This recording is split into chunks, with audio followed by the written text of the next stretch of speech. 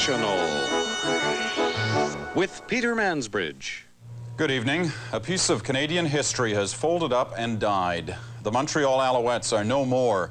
The team used to be the jewel of Canadian football, the mightiest, the proudest. But in the last few years, the team wobbled, debts piled up, fans turned away, and unlike other struggling teams in the CFL, the Alouettes just couldn't make it work. The magic was gone, and it seems nothing could bring it back. We have two reports, the first from Paul Workman in Montreal.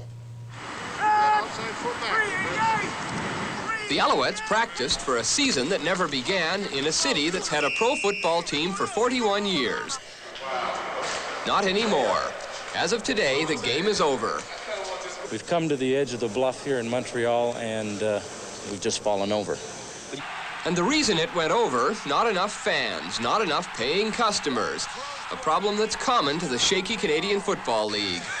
The Alouettes sold only 4,000 season tickets, down from last year and the year before that and the year before that.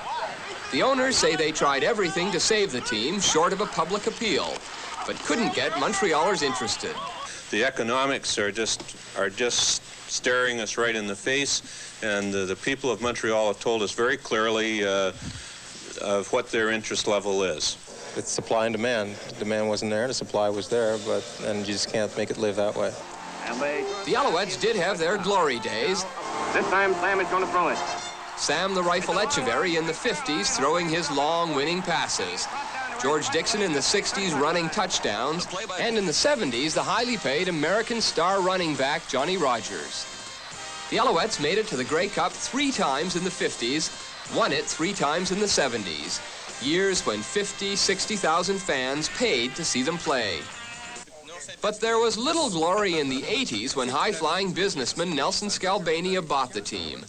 By the time he went broke, the Alouettes were $6 million in debt and never really recovered in spite of name changes and new owners. I hate to see it.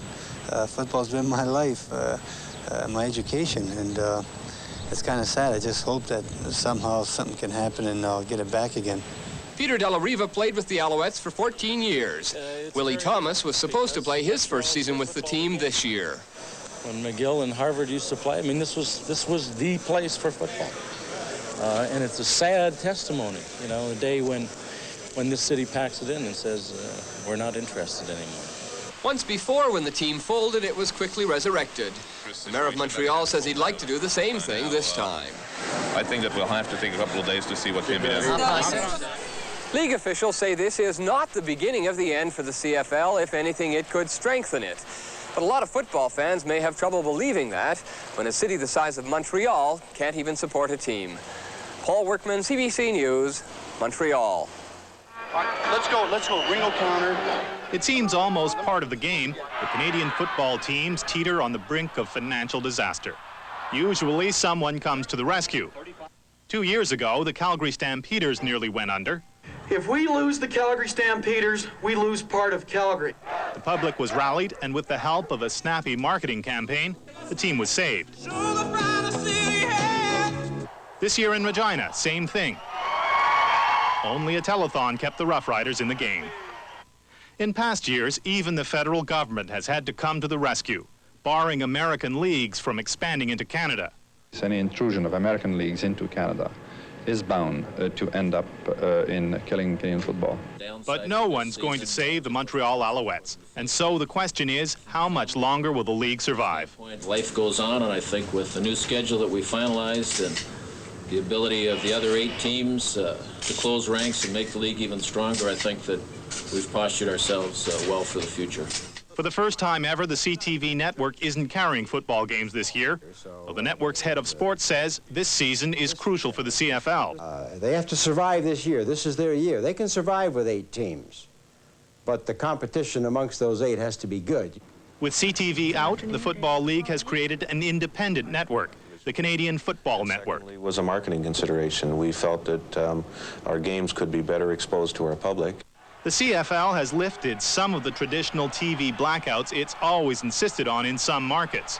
That's made some broadcasters optimistic the CFL will make a comeback. I think that they're safe, certainly for this season, and I would hope for many seasons to come. The CFL can survive the loss of the Montreal Alouettes, But even die-hard supporters say it can't afford to lose another team. And that's why this season is so important. There's no room left for a weak club, so Canada may finally have reached the point where it will have either good football or no football. Keith Bogue, CBC News, Toronto.